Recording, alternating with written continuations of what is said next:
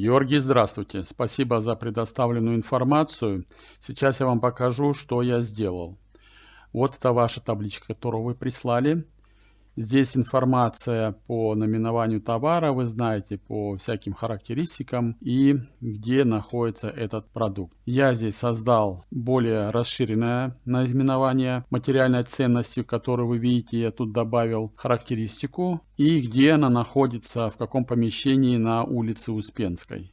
Теперь, как работает файл. Смотри, я занес сюда расценки. Расценки я специально сделал разными цифрами, чтобы они не путались между собой. На листе код 1С я написал, что это находится на улице Успенской. И в каждом наименовании продукции видно, что это находится там на кухне, либо это можно далее написать зал питания, либо разделочная, либо еще как-то. Дальше. В файле я вам вышлю. Я скачал вот штрих-кода, присвоил им штрих-кода и их свел на один листочек. Вот здесь. Я вам вышлю, чтобы вы смогли им сканировать. Штрих-код исходил из того, что это номер ресторана по индексу на вашей улице. 6501, 6501 это улица, значится под индексом почтовым.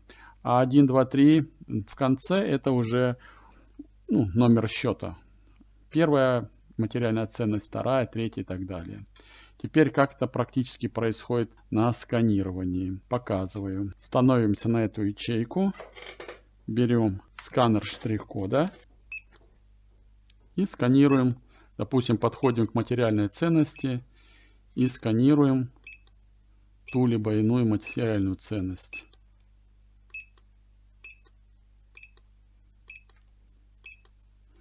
Вот я просканировал все эти средства. Видите, что у вас видно, что на улице Успенской шкаф на кухне одна штука.